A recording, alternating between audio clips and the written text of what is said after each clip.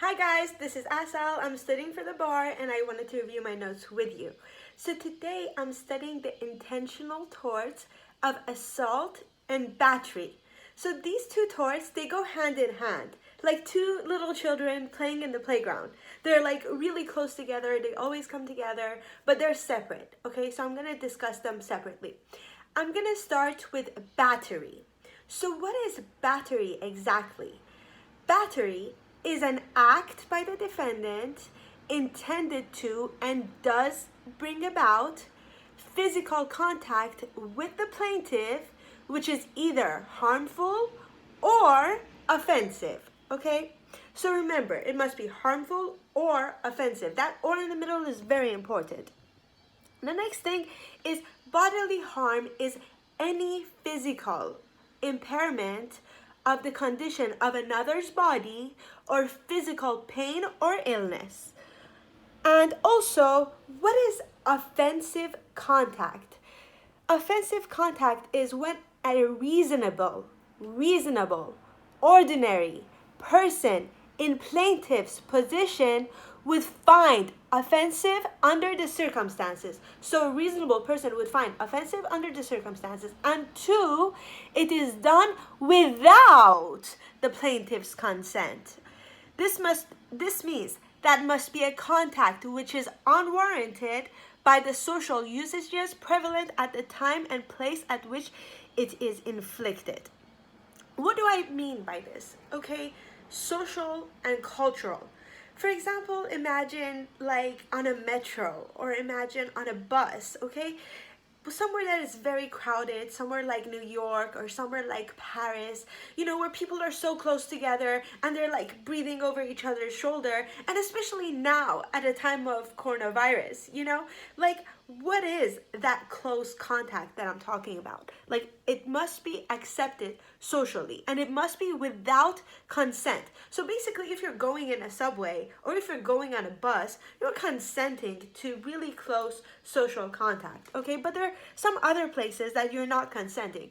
Or if your friend tells you, hey, could you stand over there, let me put an apple over your head, let me shoot, if you say, okay, man, let me do this, I'll do it for you. So if you're doing that, you're consenting. That's a defense there. So there are two types of consent.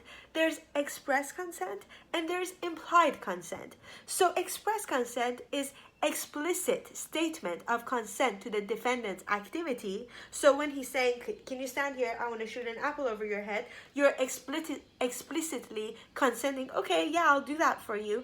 And there's also an implied consent, which is no statement consenting to the defendant's activity. Okay, so over here you might not give a statement, but you'll stand there and you'll be like, okay, with your body language you'll make it seem like you're consenting.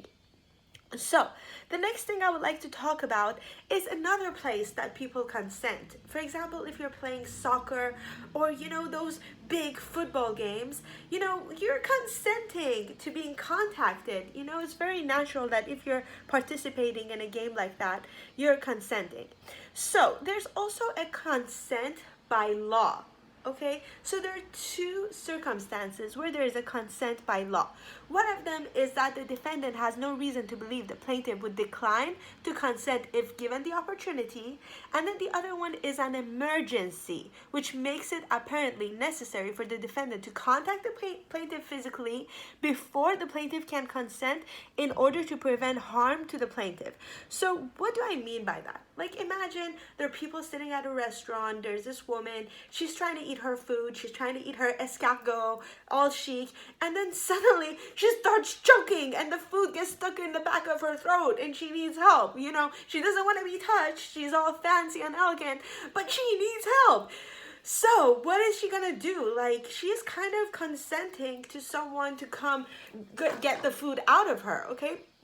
So over there's an emergency situation that is consenting. And there's also three types. There's informed, voluntary, and given by a person with legal capacity.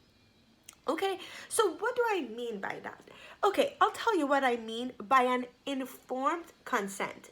This means that the plaintiff knows everything a reasonable person would need or want to know in order to make an informed decision about whether to give consent. Okay, for example, when someone goes to get a plastic surgery, so they're getting informed consent because they're getting every information that they need to know. And then another thing is the voluntary. The voluntary here means is a product of the plaintiff's volition procured without duress, coercion, or undue influence. And then the third one that I just said is given by a person with legal capacity. Okay, so for example, let's say a mother takes her children to the hospital and the child is like 5 years old. She doesn't have capacity, but the mother here has capacity. So I mean minors, incompetence, those or those who cannot consent, that are really incapacitated. And also, always remember that consent is a defense to battery. This means that the defendant's activity must remain confined to the scope of consent given. If they excuse the scope of the consent given, there is a battery, okay? So they cannot exceed the scope. So let me tell you what I mean by that. For example, let's say you go to the hospital, you're trying to get a surgery, and then you tell the doctor, okay, this hand of mine is injured. Could you please operate on this finger and this finger only? And then the doctor, he's like, not paying attention, and he accidentally operates the wrong hand and the wrong finger, okay? So that is, you're not consenting to that. You're consenting to being operated to this hand, not to being operated on that hand. So consent is a defense to battery. This means the defendant's activity must remain confined to the scope of consent given. If it exceeds the scope of the consent given, there is battery, okay? And there must always be that physical contact. This means that contact also occurs if the defendant sets in motion a series of events that leads to a harmful or offensive contact. So what do I mean by that? For example, it doesn't necessarily have to be a person touching you, It can be something that a person does that touches you. Let's say a person has a drone and the drone crashes on your head. Or let's say someone has a ball and they throw a ball at you. So it's not the person who's actually hitting you, it's the ball that's hitting you, okay? That is still battery. Also, the next thing I would like to talk about is the defendant's activities must remain confined, and I just said that, and there must be physical contact. That is very important. Contact occurs also if the defendant senses motion, that I just said, series of events. And also, I'm gonna move on now, okay? That's pretty much everything I wanted to say about battery. I could end the video right here, but I'm going to attach assault right to this one. Maybe this will be a long video, but who cares? Okay, here we go. What is assault? There are 3 elements to assault. Assault is an overt physical act by the defendant of which the plaintiff is subjectively aware, apprehension, aware, and which is intended to and does create in the plaintiff reasonable apprehension of imminent battery. Okay, so overt physical act and intended and does create reasonable apprehension of imminent battery. What do I mean by overt act? Okay, overt act is some physical act, any physical act. And what do I mean by reasonable apprehension? I mean that a reasonable person in the plaintiff's position would have expectation that a battery is about to happen. And what do I mean by that? I mean that an expectation, but not necessarily a fear of an imminent battery, okay?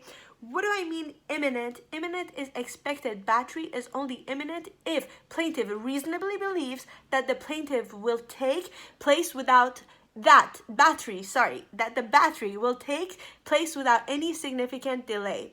For example, what do I mean by that? Let's say someone calls you over the phone and they're making all these threats and they're saying, I'm gonna kill you, your ass is mine. They say something like that. So is that an assault? They're doing it over the phone. No, because you don't have an imminent apprehension. So don't forget that element. Imminence, that's very important. So that's pretty much everything I wanted to say on this, and I really hope you enjoy studying. Good luck.